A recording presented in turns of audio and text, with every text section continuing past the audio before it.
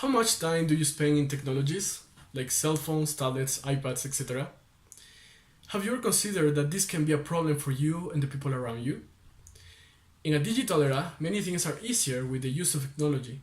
It has been increased in good and wrong ways. With many information in a cell phone or any other device, what is the recommendable age to start using these devices without being affected? According to the report of UNICEF of the last year of children in a digital world, children and youth represent about 1 to 3 users in the internet around the world. And also, to many children, access to the internet is more personal, private, and less supervised. The abuse of technology in any age can create the following problems. First, time wasted in devices. Surely you know a person who is always checking his or her phone at any time of the day, or even you are that person that can leave the cell phone for some minutes. Technologies are creating a dependency of the use of devices, and you can realize that, or maybe in your own home, or when you are in a shopping or restaurant. People use their cell phones while driving instead of paying attention to the road.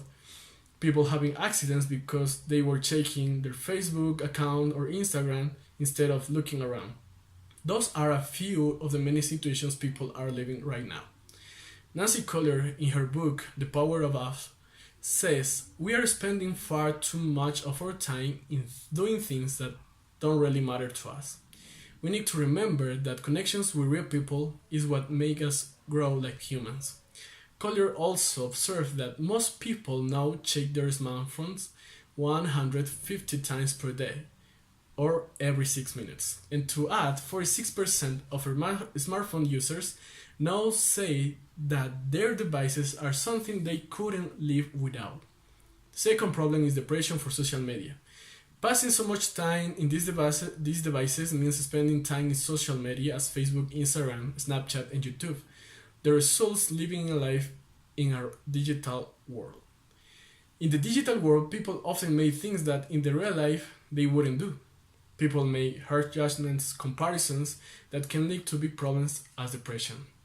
Carolyn Miller from the Child Mind Institute says that in several recent studies, teenage and young adults users who spend the most time on Instagram, Facebook, and other platforms were shown to have a substantially, from 13 to 16%, higher rate to report depression than those who spend the less time. It means that exists a correlation. The third problem is video games addiction. Social media are not only the place where people spend time the most. There is another source where people can be spending a lot of time, and it can be an addiction. Games in a console, cell phone, or any other device is an activity that consumes a lot of time of many people. According to recent studies by the University of New Mexico, suggests that 6 to 15% of all gamers exhibit signs that could be characterized as an addiction. It creates isolation from the people around that person, and the lack of communication with other people creates a problem in social interactions. The fourth is computer harassment. In a digital world, nobody is safe unless he or she know how to prevent it. In that case, the little ones are more affected because they are not enough informed or well educated about the risks they can find in the internet. This harassment can take many forms as sexual harassment, cyberbullying, or abusive message. With the facility of communication by internet, predators can communicate easily with children through their profiles in social media. In Madagascar, a teacher demanded a 70-year-old the equivalent or approximately $300 in return to approve the subject. Desperate for finding the money, she approached a man with whom she had been in contact for 6 months. He kidnapped me and kept locked me in his house for 6 months, and he raped me repeatedly, she said. After being rescued, she received medical attention, counseling, and psychological support. The man and the teacher were arrested. I am fine now. I have returned to school, she said. I wish I had some of orientation. My parents did not know that I was talking to strangers. Then, with all that problems, we can think that we need to eliminate the technology from our lives. But that is not the solution, because technologies can be used for good too. First, we need to educate the parents, because in the most cases they have the responsibility to educate their children in a way they can be protected from the risk of technologies. Many of them give smartphones to their children without any information, and they give this to them as a form of entertaining while they are doing another tasks.